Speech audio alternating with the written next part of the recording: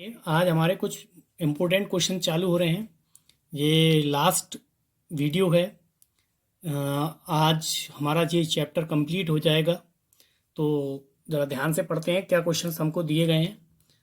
तो देखिए, पहला क्वेश्चन इसके अंदर आपको दिया गया है कि गोलीय दर्पण की फोकस दूरी तथा वक्रता त्रिज्या में क्या संबंध है।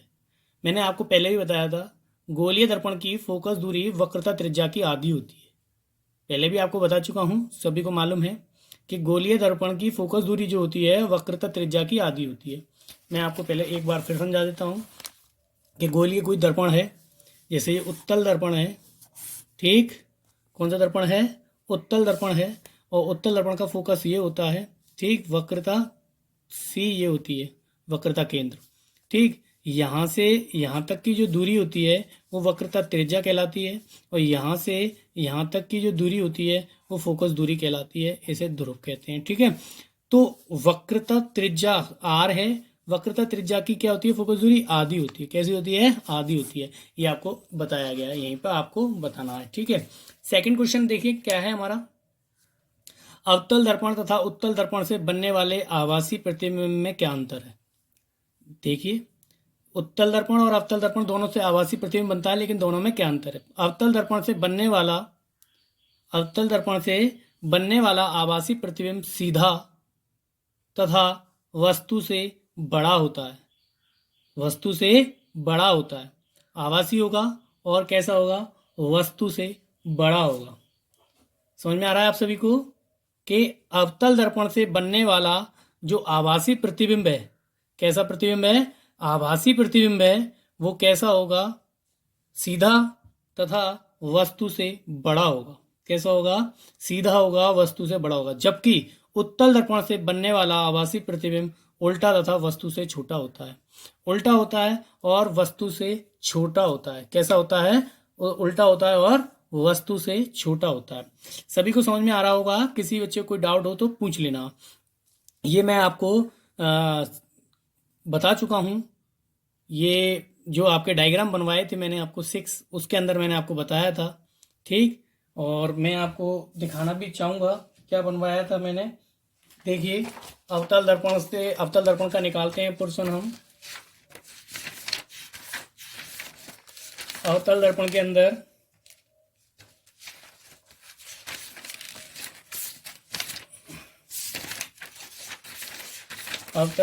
अंदर आपको बताया गया है। देखिए, ये लास्ट पॉइंट था इसका अवतल दर्पण का। पी तथा एफ के बीच, यानी ध्रुव तथा फोकस के बीच, अगर दर्पण के पीछे ध्रुव और फोकस के बीच में अगर वस्तु रखी होती है, दर्पण के पीछे बनता है। विवर्तित बड़ा बनता है, आभासी तथा सीधा बनता है। देखिए, ये मैंने आपको छठवां पॉइंट आपको दिखाया था। देखिए, ये आपका डायग्राम था, सभी को दिखाई दे रहा होगा। दर्पण के पीछे बनता है, वस्तु आपकी ए बी है और ध्रुव और एफ के बीच में है, और ए डैश बी डैश आपका प्रतिबिंब है। दर्पण के पीछे बनता है तो आभासी है और वस्तु से काफ़ी बड़ा बनता है। तो ये आपका अवतल दर्पण की बात होती है। और अवतल दर्पण की बात होती है। और ये उत्तल दर्पण में क्या होता है? तो उत्तल दर्पण में आपका आभासी प्रतिबिंब जो बनता है वो उल्टा बनता है और छोटा बनता है। कैसा बनता है? उल्टा और छोटा बनता है।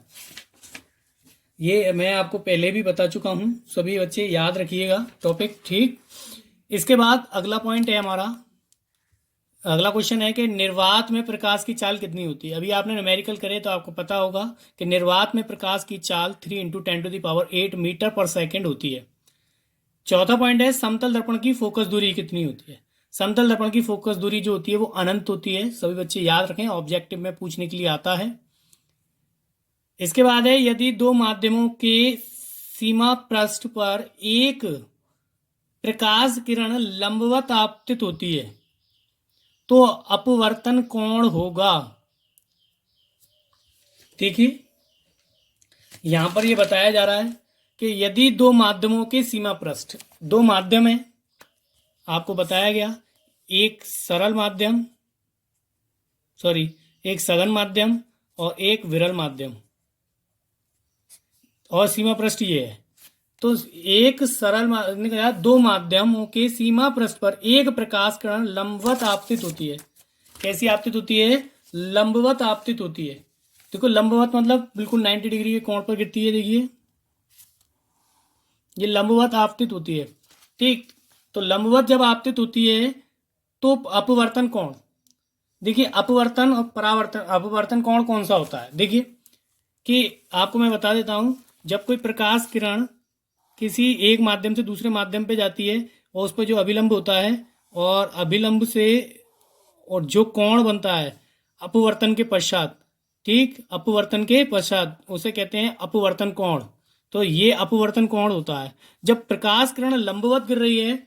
कैसे गिर रही है? लंबवत। तो अपवर्तन कोण कैसा होगा? शून्य होगा। कैसा होगा? 0 डिग्री, यानी कि 0 डिग्री, क्योंकि कोई कोण बनेगा ही नहीं। ठीक, 0 डिग्री का होगा। ठीक, इसके बाद किस प्रकार के लेंस में आवर्धन सदैव 1 से कम होता है?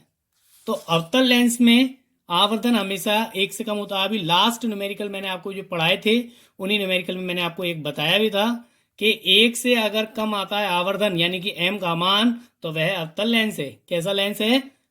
अवतल लेंस। ये याद रखना है आपको। ठीक है, किस प्रकार के दर्पण में केवल आभासी प्रतिबिंब बनता है?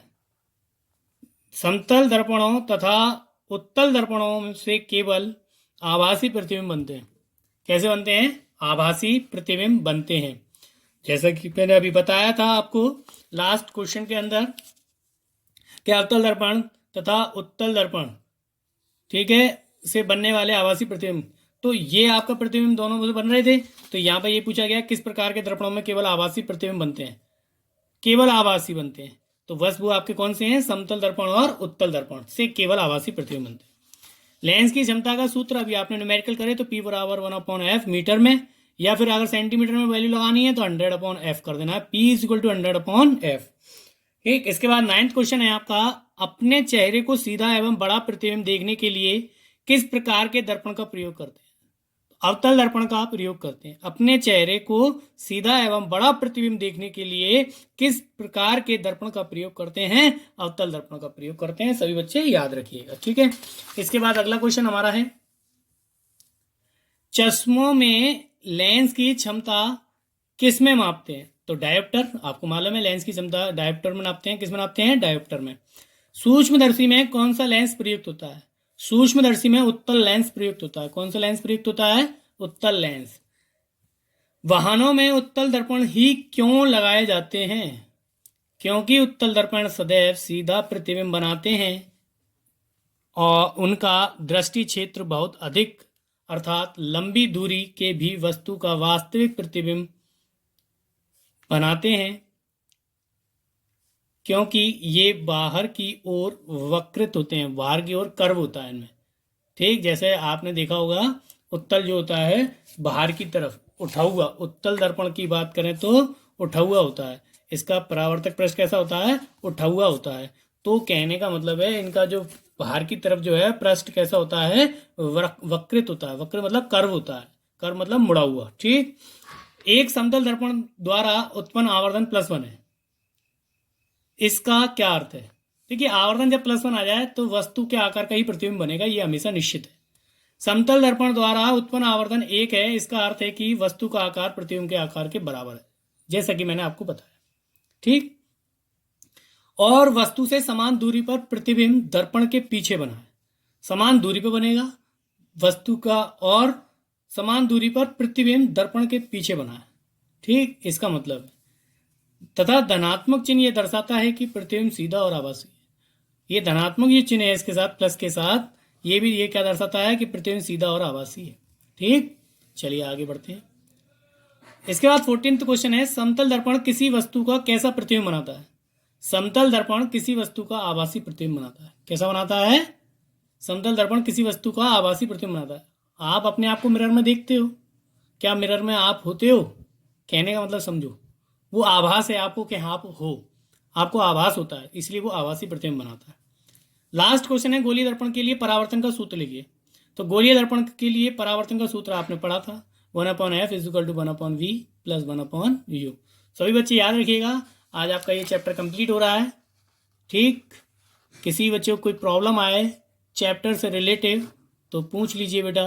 और वीडियो अगर अच्छी लगी हो तो सभी बच्चे लाइक एंड सब्सक्राइब ज़रूर करें। Thank you.